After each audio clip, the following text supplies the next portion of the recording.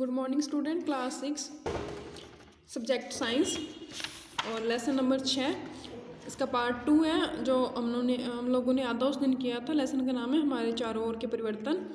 तो आधा उस दिन अपनों ने कर लिया था। अब आगे है कि क्या परिवर्तन करने के अन्य तरीके हो सकते हैं। तो इसके लिए उन्होंने 2 उदाहरण और दिए हैं, जैसे कि मिट्टी को खोदने के लिए जो औजार होता है, उस औजार को लकड़ी के हत्थे, उसमें एक तो लोहे का फलक होता है, दूसरा उसमें लकड़ी का हत्था होता है। तो जो लोहे वाला वल्ले होता है उसको क्या होता है, लकड़ी के जो हत्थे के साइज से थोड़ा सा छोटा रखा जाता है। तो जब उसको लकड़ी के हत्थे में फिट करने के लिए इसको गर्म किया जाता है, गर्म करने से लोहा क्या होता है, फैल जाता है और वो आसानी से उस हत्थे पे चढ़ जाता है। उसके बाद जब वो ठंडा होता है तो उसमें वो पूरा कस जाता है, लोहे के हत्थे में वो जो वल्ले होता है वो कस जाता है। इसी तरह जो पहिए में जो रिम चढ़ाए जाते हैं उस रिम को भी क्या होता है, पहिए के आकार से थोड़ा सा छोटा रखा जाता है। तो पहले उसको रिम को गर्म किया जाता है, उसके बाद वो आसानी से पहिए में चढ़ जाता है। उसके बाद उसमें ठंडा पानी डाल के उसको ठंडा किया जाता है, उसके बाद वो सिकुड़ जाता है और पहिए पे पूरी तरह से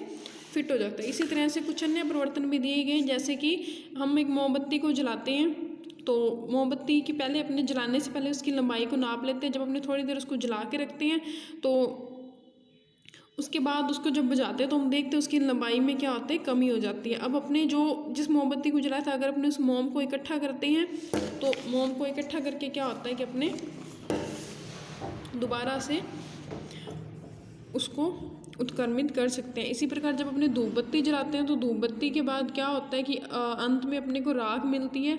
अगर अपने उस राख को इकट्ठा करके जलाएंगे तो उसमें से अपने को सुगंध तो प्राप्त हो सकती है, लेकिन अपने क्या करते हैं उसको दोबारा से अगरबत्ती के रूप में प्राप्त नहीं कर सकते। इसी प्रकार जो माचिस की तिल्ली होती है उसको भी एक बार जलाने के बाद अपने क्या करते हैं उसको पुण्य प्राप्त नहीं कर सकते। इसी में अपने यही कुछ दे रखा है। इसी प्रकार जब अपने गुनगुने गर्म दूध में दही की थोड़ी सी मात्रा मिलाई जाती है, दूध को लाकर कुछ घंटों के लिए रख दिया जाता है।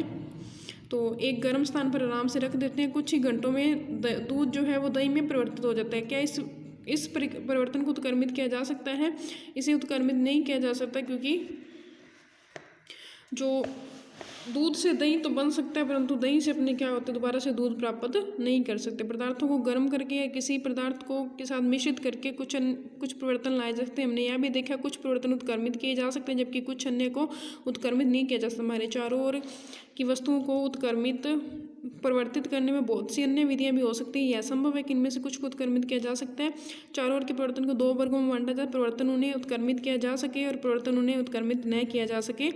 अपनी उच्च कक्षाओं में इन परिवर्तनों की विधियों के बारे में वर्णन करेंगे। अब इनके क्वेश्चन आंसर देख लीजिए। जब आप जलमग्न इलाके में घूमते हैं तो आपकी पोशाक को मोड़कर इसकी लंबाई कम कर सकते हैं। क्या इस परिवर्तन को उत्क्रमित किया जा सकता है? हाँ, अपने मोड़े हुए कपड़े को अपने दोबारा फिर से सीधा करके उसको उसी लंबाई में प्राप्त कर सकते हैं। अकस्मात आपका प्रिय खिलौना गिर कर टूट जाता है, आप कभी इस परिवर्तन को नहीं चाहते, तो क्या यह परिवर्तन उत्क्रमित किया जा सकता है? तो नहीं, अपने वैसे का वैसे उसको दोबारा प्राप्त नहीं कर सकते। अब इसमें कुछ दे रखे हैं, लकड़ी के टुकड़े को चीरना, तो नहीं, अपने चीरी हुई लकड़ी के दोबारा फिर से उस तरह से प्राप्त नहीं कर सकते। आइसक्रीम का पिघलना, तो हाँ, आइसक्रीम को दोबारा फिर से अपने जमा सकते हैं। चीनी का जल में घुलना, तो उसको नहीं।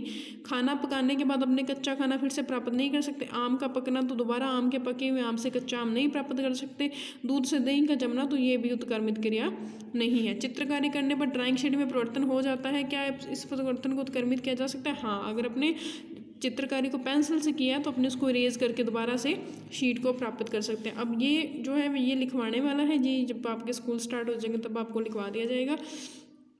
6 नंबर क्वेश्चन देखिए। टूटी हुई हड्डी पर बंदी पट्टी के ऊपर प्लास्टर ऑफ पेरिस की एक मोटी परत चढ़ाई जाती है, सूखने के बाद यह कठोर हो जाती है, इससे टूटी हड्डी हिलती नहीं। क्या पीओपी में इस परिवर्तन को उत्क्रमित किया जा सकता है? तो नहीं। जब एक बार पीओपी को उस लेप के रूप में, कठोर लेप के रूप में प्राप्त कर लिया जाता है तो उसको दोबारा से प्लास्टर ऑफ पेरिस पाउडर में परिवर्तित नहीं कर सकते। रात्रि में एक सीमेंट की बोरी जो कि खुले मैदान में रखी है, वर्षा कारण भीग जाती है, अगले दिन तेज धूप निकलती है, सीमेंट में जो परिवर्तन हुआ क्या उत्क्रमित किया जा सकता है? नहीं। एक बार सीमेंट सूख जाता है तो उसको भी दोबारा से प्राप्त अपने उसी तरह का सीमेंट नहीं कर सकती। ये आपका लेसन 6 कंप्लीट हो गया। इसको आप अपनी नोटबुक पे कर लीजिएगा। Thank you.